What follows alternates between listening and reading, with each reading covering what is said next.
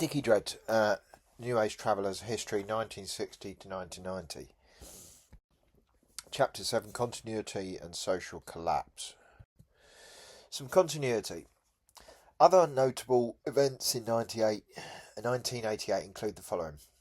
Glastonbury Festival. Though increasingly commercialised, Glastonbury still attracted travellers and alternative crews, many of whom camped on the periphery without tickets. Security presence increased, but a subculture within the festival kept the old spirit alive, at least for now.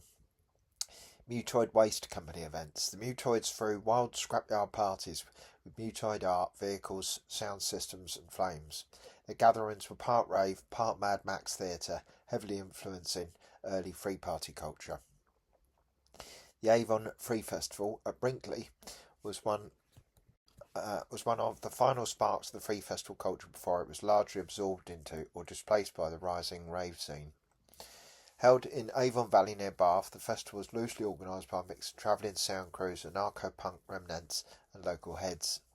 While small in scale compared to earlier Stonehenge gatherings, it had all the hallmarks of the culture: painted trucks, herbal tea tents, impromptu jam stages and amplified chaos. Music ranged from reggae sound systems to crust punk bands, and even a few experimental ambient acts. Travellers and punks mixed easily with local youth, while surveillance was constant but relatively hands-off compared to more notorious clampdowns. Brinkley marked a moment of relative calm before the criminal justice and public order act 1994 era began to tighten its grip. It's often remembered by attendees as one of the last untroubled campouts, where people could still park up and party without the threat of baton charges or court injunctions looming over the firelight. Torpedo Town Festival was held on a disused military site in Hampshire, blending anarcho-punk, DIY culture and traveller energy. Named after its Cold War setting, it brought together ex-peace convoy crews, squatters, sound systems and activists for a weekend of radical celebration and resistance.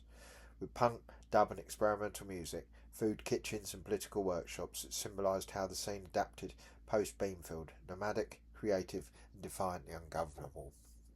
Teepee Valley gatherings. Not festivals in the traditional sense, but in 1988 Teepee Valley hosted solstice ceremonies, permaculture skills shares and nomadic gatherings, crucial meeting points for the spiritual and sustainable wings of the movement.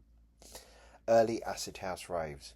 While not free festivals in the traveller sense, these parties shared ethos: DIY, anti-establishment, mobile. Traveller kids began attending the sound systems, started crossing the scenes.